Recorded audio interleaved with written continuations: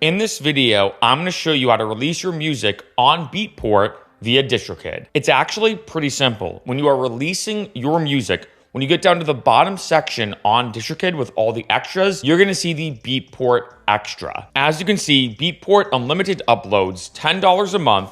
Enable Beatport for your DistroKid account. You'll be able to add this release plus any future or past electronic genre releases to Beatport. Now, there's a couple really important things I have to mention. One, yes, it is $10 a month extra on top of your DistroKid membership. So if you do the math out, it's an extra $120 a year. I have to be honest, I think it's 100% worth it, especially for my DJs and my electronic artists out there. I might as well stress too, I have no affiliation with Beatport or anything.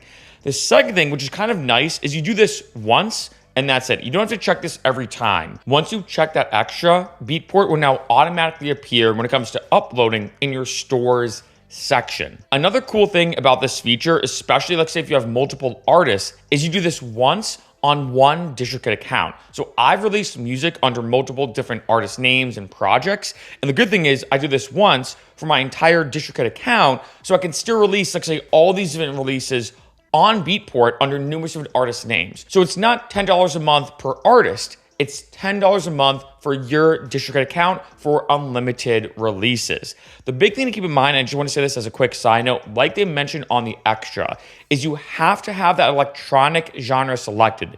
If, let's say, you release a song that's, let's say, half hip-hop, half EDM, for example, and you pick hip-hop as the main genre and you just leave it as hip-hop, that song will not be released on Beatport.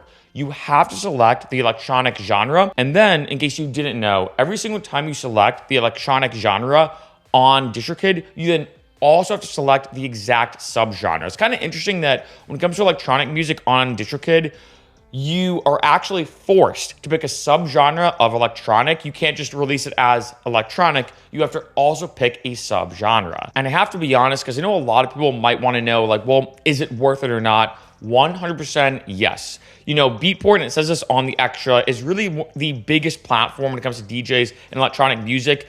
I will say it's definitely not as big as it used to be, like back in the day. I mean, back in the day, if you got, let's say, Beatport Top 10, that was a legendary moment. And it still is a big moment for any artist, but I feel like Beatport's not as big as it used to be. However, it is still massively vital for every DJ and electronic musician out there.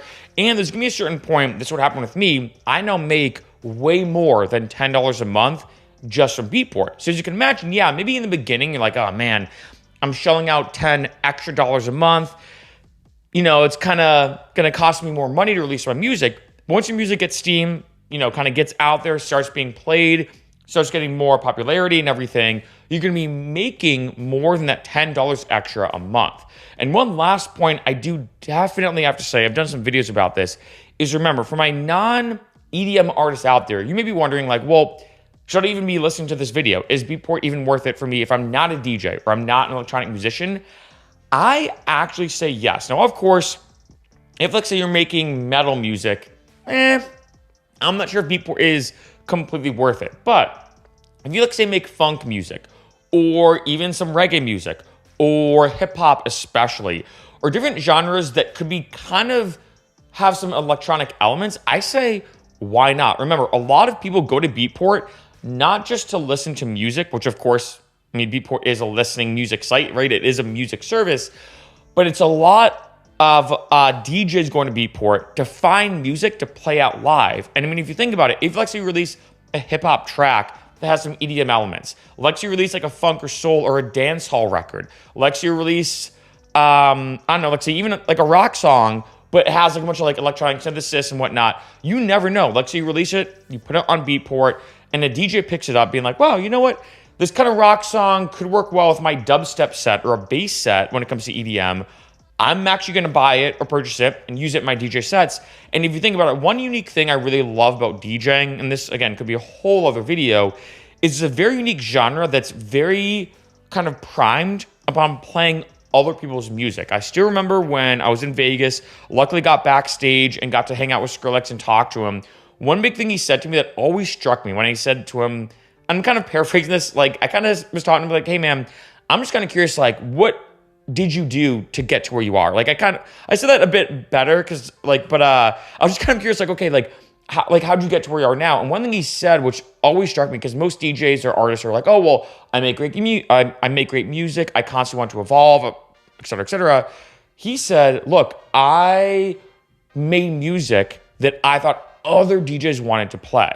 And he goes, I made music that had that energy, that hit well, that had, all these different elements to it that other DJs wanted to perform out live. And if you think about it, if you make a song, not that just is good, but is good in a way that other DJs want to play it out live, that is an unreal amount of free promotion. And that's a big reason why, not only just, of course, with non-EDM music, but especially EDM music, electronic music, et cetera, that Beatport's so vital, because I've had my songs be picked up by some DJs and other artists and played out in different bars or clubs or house parties. Someone sent me a video, which is kind of funny, of people like dancing and like raving along to one of my songs at their house party. I think it was like a frat party at some college somewhere, right?